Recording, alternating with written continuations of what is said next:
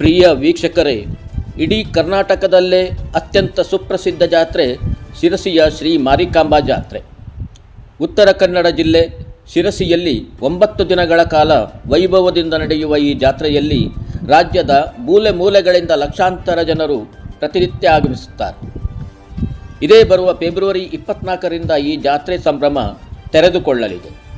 ಅಂದಹಾಗೆ ಪ್ರಿಯ ವೀಕ್ಷಕರೇ, ಇಡೀ ಜಾತ್ರೆ ನಡೆಯುವುದು ಶಿರಸಿಯ ಹೃದಯ ಭಾಗದಲ್ಲಿ ಎಂಬುದು ಇಲ್ಲಿನ ಒಂದು ವೈಶಿಷ್ಟ್ಯ.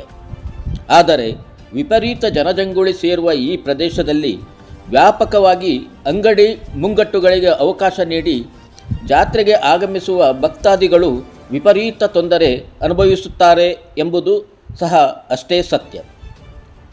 ಇಲ್ಲಿ ಶ್ರೀ ದೇಗುಲದಿಂದ ಹಾಗೂ ಶಿರಸಿ ನಗರಸಭೆಯಿಂದ ನಡೆಯುವ ಲಿಲಾವು ಪ್ರಕ್ರಿಯೆ ಇದಕ್ಕೆ ಕಾರಣವಾಗುತ್ತಿರುವುದು ಸಹ ಸುಳ್ಳಲ್ಲ.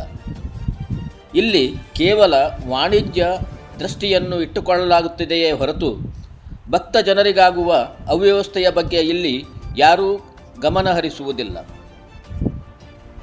ಜಾತ್ರಾ ಗದ್ದುಗೆಯ ಸ್ಥಳದ ಹೃದಯ ಭಾಗದಲ್ಲಿ ರಸ್ತೆಯನ್ನು ಪೂರ್ತಿಯಾಗಿ ಅತಿಕ್ರಮಿಸಿಕೊಳ್ಳುತ್ತವೆ ಅಂಗಡಿಗಳು.